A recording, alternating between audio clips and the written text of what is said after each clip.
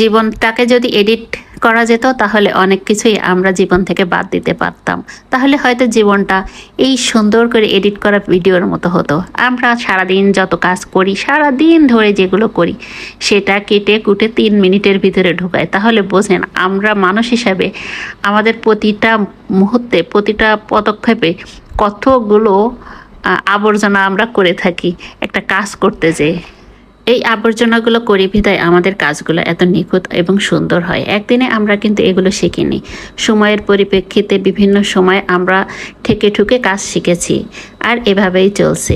ঠিক তেমনইভাবে আমরা একটা ভিডিও তৈরি করি প্রতিনিয়ত আমাদের সমস্ত পরিশ্রম, মেধা দিয়ে, আমাদের দৃষ্টিশক্তি দিয়ে সবচেয়ে ভালোটুক আপনাদের সামনে উপস্থাপন করার চেষ্টা করি। হাই এভরিওয়ান, আসসালামু আলাইকুম। কেমন আছেন সবাই? কে কোথা থেকে ভিডিওটি দেখছেন? ভালো লাগলে অবশ্যই লাইক, কমেন্ট, শেয়ার করবেন। যেহেতু আমরা একজন কন্টেন্ট ক্রিয়েটার, আমাদের প্রতিদিনই এখানে নতুন নতুন ভিডিও আপলোড করতে হয়। যেহেতু রান্নাবান্না নিয়ে বেশিরভাগ ভিডিওগুলো করি, তো সেইগুলো আপনাদের সাথে শেয়ার করার চেষ্টা করি।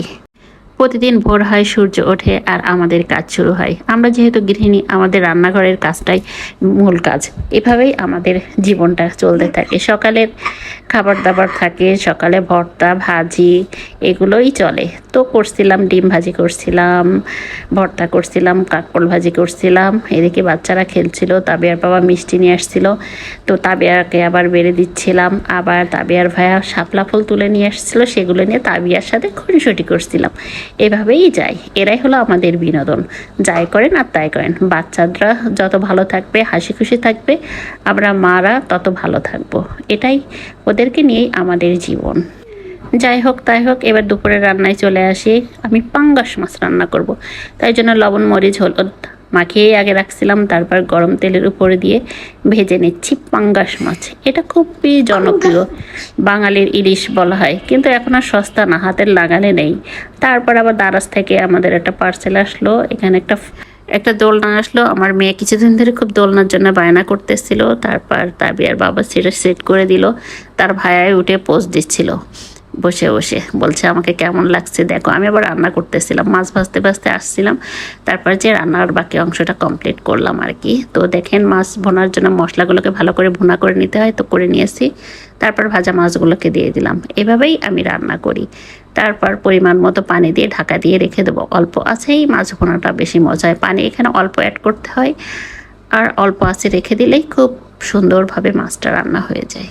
যেহেতু এই মাছে কাটার পরিমাণ কম, তাই বাচ্চারা এই মাছটা খেতে খুবই পছন্দ করে। তো আমার রান্নাটা প্রায় শেষের দিকে।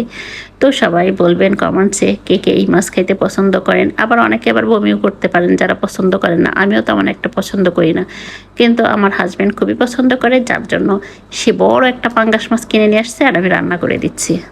তারপর আবার ড্রাগন নিয়ে আসছিল মায়ের জন্য, মেয়ের জন্য একটা ড্রাগন কেটে দিচ্ছিলাম। তো ড্রাগনের একটু মানে ফুলা থাকলে এটা পুরোই ফোকা হয়ে যায়, মানে খোসা অনেক মোটা থাকে, আর পাকলে তখন খোসাটা অনেক পাতলা হয়ে যায়। এই জন্য কেনার সময় অবশ্যই পাকা দেখেই কেনা উচিত। তো আজ এই পর্যন্তই। আল্লাহ হাফিজ।